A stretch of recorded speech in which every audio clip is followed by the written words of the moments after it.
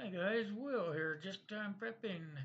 Hey, we're gonna be going over some stuff today that I think you'll find interesting. And I just want to put a disclaimer on here. I got all my information off of the internet. Excuse me. And I'm not a doctor or a veterinary doctor or anything like that. It's just information from me to you, and that's about it. If you doubt anything I'm saying, you need to research it yourself on the internet. So let's get going. With all the stuff going on with Syria, North Korea, Iran, all that stuff, these are things that I think is would be important for us to know. In a post SHTF situation, it's going to be hard for us to be able to find a pharmacist or a doctor who will give us the antibiotics and the necessary medications to fight infections and bacteria and stuff. So these are things that you may want to consider. I'm not going to tell you that you have to do it because the human mind will let you know that it's easy to say, "Ooh, that don't sound very good." So let's just get to it. We as Americans are known to be hoarders. So as preppers, we are just natural born hoarders. We try to save enough stuff to get us through any disaster. So with that said, let's go on to this. Most people probably tell me I'm crazy, but if you were to need some antibiotics or anything like that to get through something, veterinary drugs would be the answer. Although the bottles always say it's not for human consumption, it's not always true. So, with that said, the FDA estimates that a significant amount of drugs available in Mexico may be counterfeit. So, you may want to watch out. I saw a special on TV saying that some of the counterfeit drugs are known to contain things like fiberglass and sawdust. I don't really think that I'd want to be the one to take care of any of that stuff. So I have some alternatives here that we need to talk about, and one of them would be the use of some veterinary drugs to get us through to fight infections or bacteria. So I'm going to just kind of read it. I have some notes down here in front of me.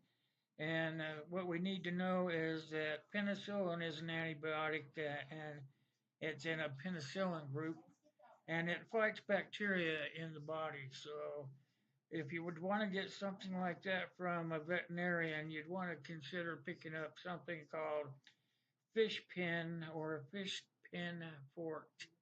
And the veterinarian equivalent would be something like 250 milligrams for children and 500 milligrams for adults.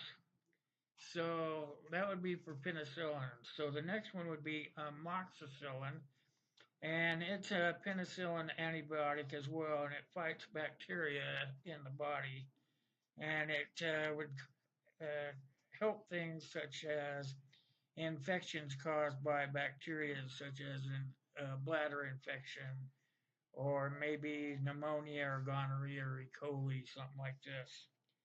So the next one would be the veterinary equivalent for amoxicillin, which would be known as fishmox. And it comes in two strengths. Comes in 250 milligram dosage for children, and it comes in a 500 milligram dosage for adults. And it would also be called something like C-Pro, maybe, if we were to go get it from the doctor. Excuse me.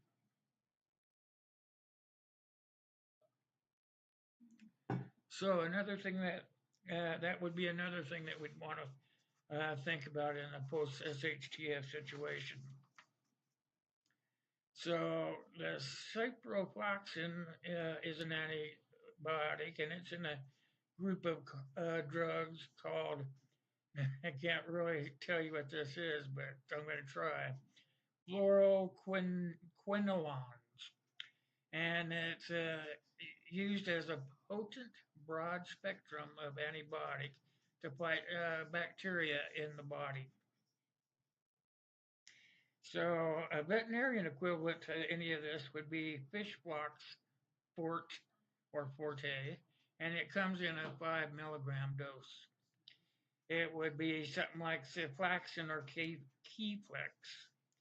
And Keflex is used to treat infections caused by bacteria, including upper respiratory infections or ear infections. It could also be something like a skin infection or even for a tooth or mouth infection. And the veterinary equivalent to this would be called Fishflex, and it comes in a 250 milligram dosage and a 500 milligram dosage.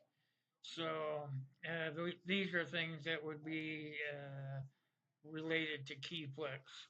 The next one is doxycycline, and it's a pretty popular drug used by doctors and pharmacists, and it's mainly used to fight infections in people who are allergic to any particular drug.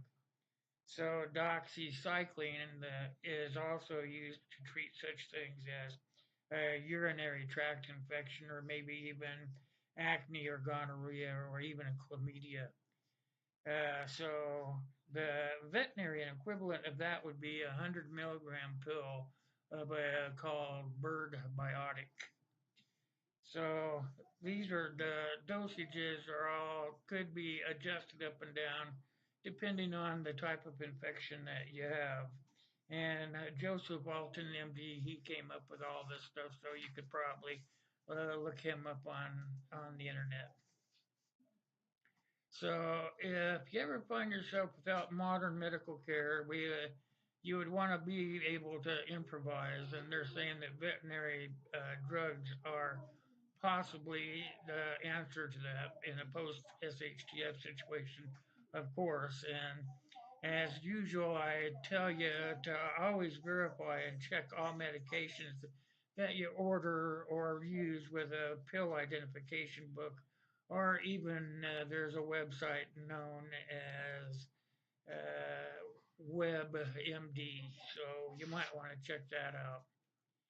So, as I said, all veterinarian drugs do not require a prescription by a doctor, so that's why they would be a lot easier to get.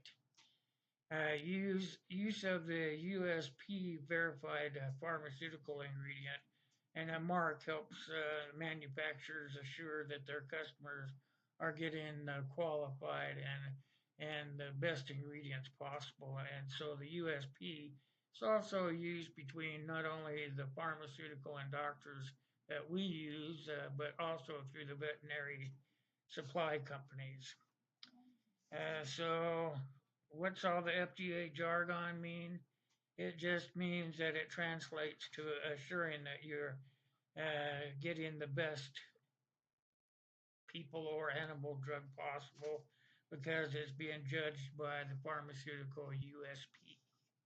And then the last thing I want to do before I get off of here is show you this picture here that came right from the internet. And it's, if you see, that's a pill marked with a USP code. And that code is usually on American drugs as well as the prescription drugs prescribed to animals. So that's what I have for today, and I hope that you got something out of it. And you guys know that I couldn't be doing any of this stuff without you guys. So, as usual, I want you to have a super good weekend because it's Friday. And as usual, it's God bless you and God bless me and God bless USA. Till next time, have a great weekend. Bye.